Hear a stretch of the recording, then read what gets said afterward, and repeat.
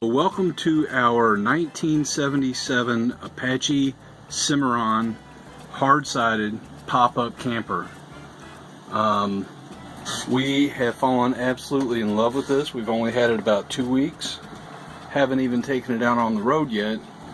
But we already see a challenge, and that is that I'm a big guy and this bed is a little too small. So I'm going to show you how we turn this into this. So here's the bed frame without the original mattress in it. Our first goal is to build a platform that the new mattress can go on top of, something nice and sturdy but yet lightweight. We're going to end up putting a queen size mattress in there, and so I know that we're going to build a platform to the top of the metal frame. Then we're going to build an extension that comes out a bit. We're going to do it in a couple of different parts, and we're going to use some easy to acquire pieces to do it. You may ask yourself, what's he going to make this transformation with? Well, the first is a leg from an old folding table. We're going to use a sheet of 1/2-inch plywood, a sheet of 1/4-inch plywood, some 2-inch thick blue board. I love making stuff out of this. It's very lightweight.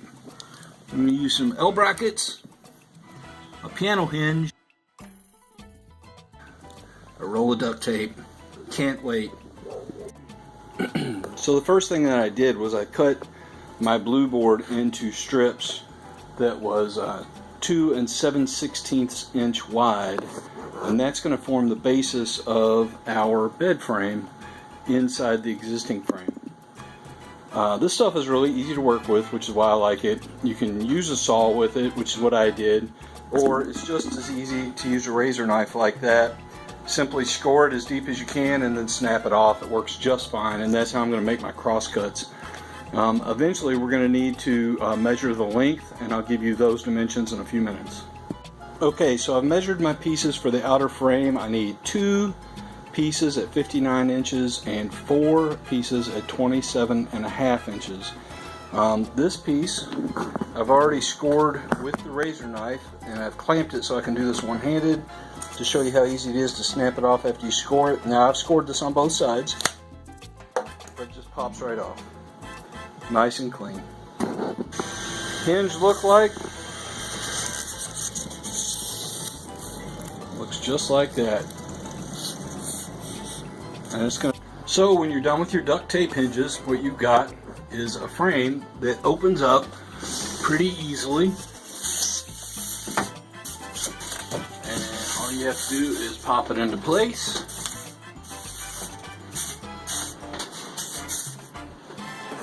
And the next step we're going to do is to build the center supports, again, out of the blue board. Okay, and so this shows the completed frame out of the blue board with the duct tape hinges and the crisscrossed ribs for the center. So the center part of our mattress support is made of 4 pieces of blue board with notches cut out that interlock. Here we have our 1/4-inch plywood that's going to form the base. One thing I want to point out is after you get done cutting it, you're probably going to have some splinters coming up, so you want to make sure that you sand those edges down really good, because there's nothing worse than getting up in the middle of the night on your comfy mattress and having a splinter in your leg or other places. I was going to use a piano hinge on it, which is just a long hinge, but I'm using 1/4-inch thick plywood, and the screws are too long, and I don't want the screws sticking out. Now I'm going to show you how to do a duct tape hinge the right way, and it's the same technique that we used on the blue board earlier.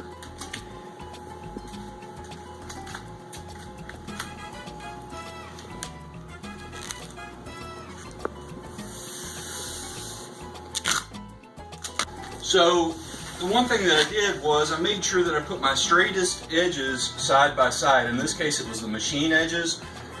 Whenever you're cutting something with a saw, no matter how straight you think you've got it, when you go to match them up, it's never perfectly straight.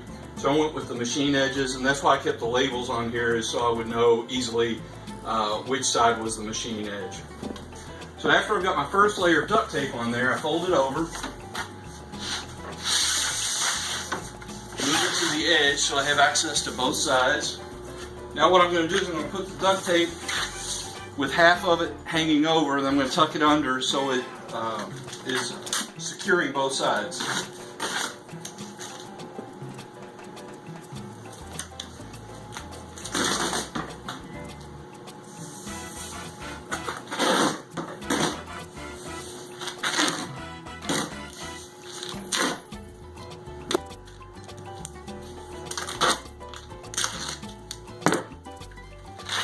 I always start from the middle when I'm doing this, so you can get a nice tight pull both directions. It's okay if it's a little loose, it's not going to hurt anything, especially for this. Keep in mind you're not building a fine piece of furniture, you're building a piece of functionality. So it just has to be functional.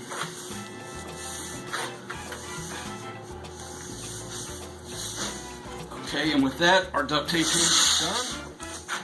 Voila, nice and secure. Will it stand the test of time for 100 years? Probably not, but you know, if it breaks, put another piece of duct tape on it. It'll be fine. Okay, so here we are in our wonderful Apache camper. There's my plywood with my duct tape hinge on it. This is really easy. You're just going to open it up, slide it into place on top of your blue board support.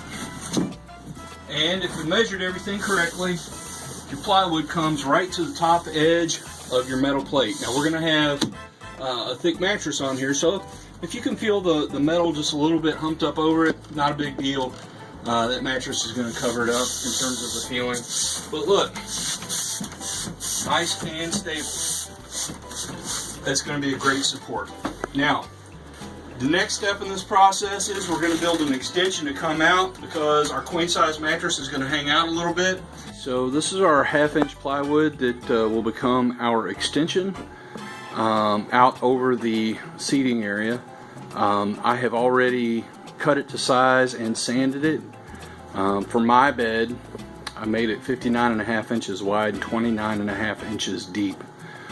Next step is going to be to put the brackets and the folding legs on it. The original angle brackets weren't strong enough, so we switched over to larger pieces of angle iron. Well, I took our support board for an extension and I put some angle iron that's going to hook over the metal rail inside the Apache. And now I'm going to mount these old folding table legs to it to be the final support, and then we'll be ready to go.